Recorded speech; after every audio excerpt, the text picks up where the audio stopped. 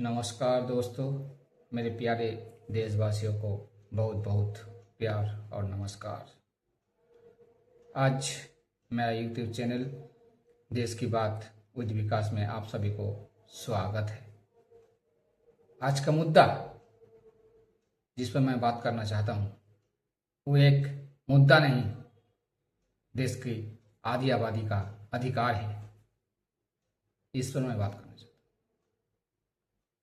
देश की जो महिला शक्ति, महिला अधिकार है, इस पर मैं बात करना चाहता हूँ। परंतु देश की सरकार महिलाओं के पीछे छुपकर, महिला आरक्षण बिल के पीछे छुपकर विरोधियों पर वार कर रही है। ये कहाँ का नीतिगत? आज देश भर में सरकार और सरकार की जो समर्थक हैं, विरोधियों के ऊपर न जाने कैसे कैसे आरोप लगा रहे हैं।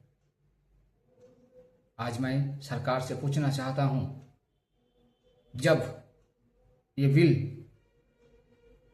दोनों सदनों में 2023 में पास हो गया था, तो इस बिल को लाने का क्या मकसद था?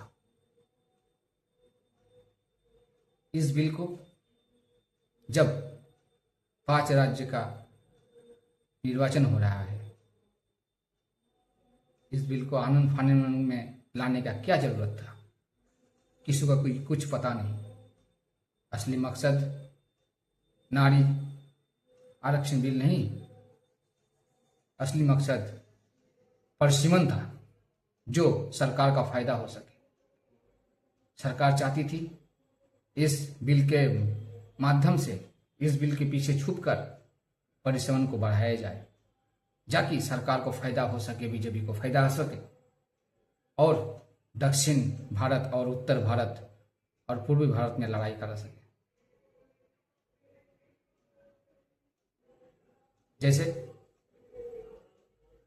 विरोधियों के सारे पार्टी ने जोर से कहा है, आज महिला आरक्षण बिल लाइए,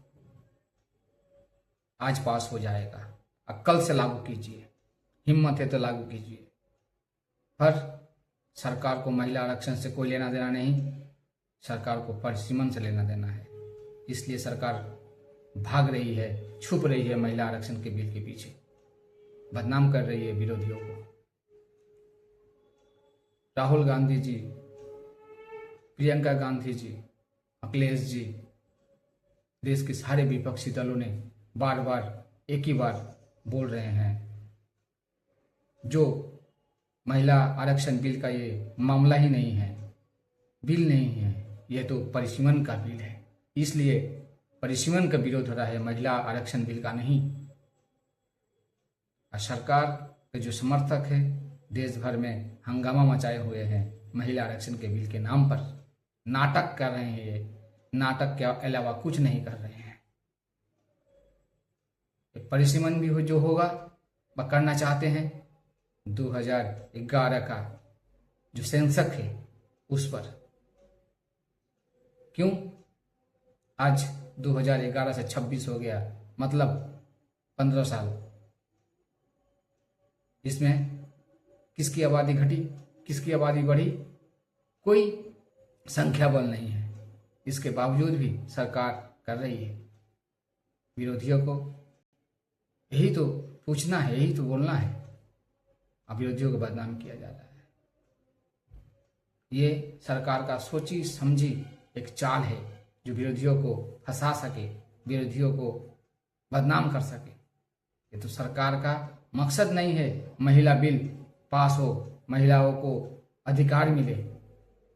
महिलाओं, आप लोग समझ जाइए, ये सरकार आपके पक्ष में नहीं है, सरकार आपका हित में नहीं है, सरकार आपको भला नहीं चाहती।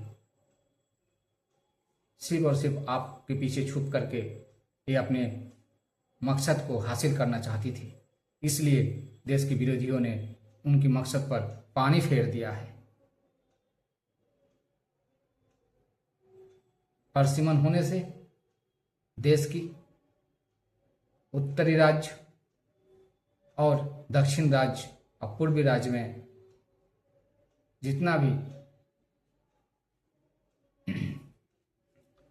आसन बढ़ता, इसमें बहुत सारे गैप होता। कैसा?